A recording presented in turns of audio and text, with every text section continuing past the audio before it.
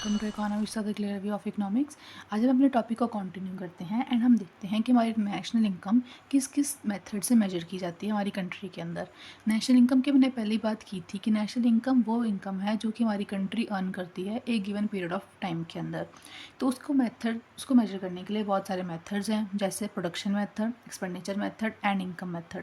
हम स्टार्ट करते हैं प्रोडक्ट मेथड से, यानी कि प्रोडक्शन मेथड। प्रोडक्शन मेथड को हम वैल्यू एडेड मेथड भी कहते हैं। प्रोडक्शन मेथड हमें क्या कहता है कि जितने भी फाइनल गुड्स एंड सर्विसेज हमारी कंट्री के अंदर प्रोड्यूस हुए हैं एक सेक्टर के अंदर या डिफरेंट सेक्टर्स के अंदर, जब उनको हम लोग सम अप करेंगे तो वो हमारा क्या देगा, प्रोडक्शन मेथड से हमारी नेशनल इनकम कैलकुलेट करेगा। इसके अंदर हम लोग किसी भी चीज़ का खर्चा, एक्सपेंडिचर नहीं देखते हैं, उसकी इनकम नहीं देखते हैं।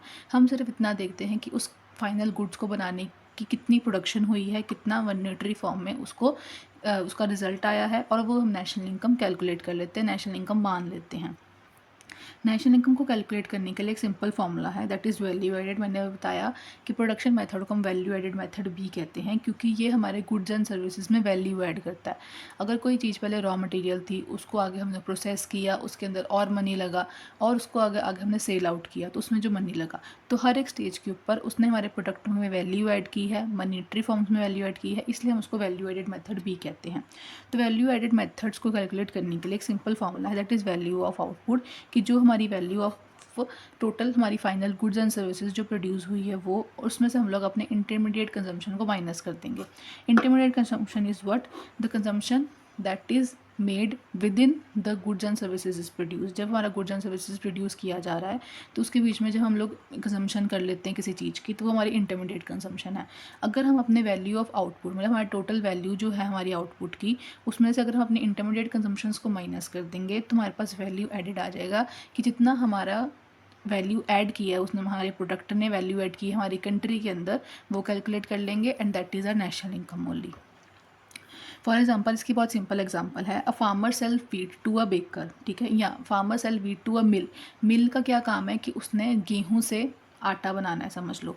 तो फार्मर जब मिल से वीट देगा तो उसको इनकम अर्न होगी, वो होगी। उसके बाद मिल जो है आगे बेकर्स को आटा प्रोवाइड करेगा, वो हो गया, और आगे बेकर्स जो है उस आटे को यूज़ करके ब्रेड बनाएंगे। सो हमारी फाइनल कंजम्पशन जो है वो ब्रेड की आएगी।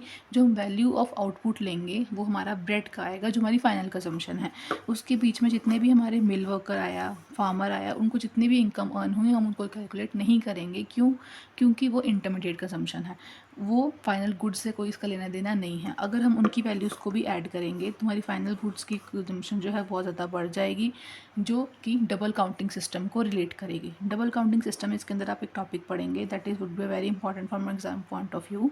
डबल काउंटिंग में ये आएगा कि जितने भी इंटरमीडिएट कंजम्पशन हैं उसको हम लोग बार बार कैलकुलेट नहीं करेंगे, और हमारे सिर्फ जो फाइनल वैल्यू है आउटपुट की उसको ही कैलकुलेट करेंगे, ताकि हमारी रियल मॉनेटरी फॉर्म्स में वैल्यू एडेड जो हमारी कंट्री में हुआ है for with in for a good and services, वो हमारा इंक्लूड हो सके।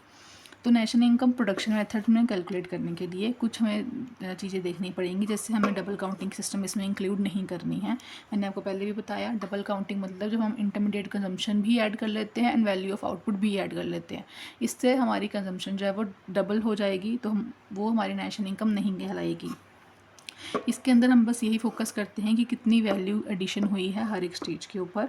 ऑल्सो इसके अंदर हम सेकेंड हैंड गुड्स को इंक्लूड नहीं करते हैं। जो भी हमारा गुड्स नया नया बना है, री इन्वेस्ट नहीं हुआ है, नई से उसकी इन्वेस्टमेंट हुई है, नई से उसकी प्रोडक्शन हुई है, वही सब गुड्स एंड सर्विसेज में इंक्लूड किए जाएंगे।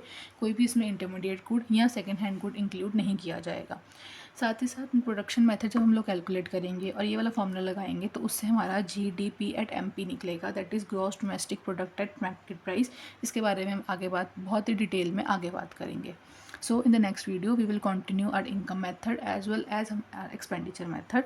Hope you like this video. Thank you so much.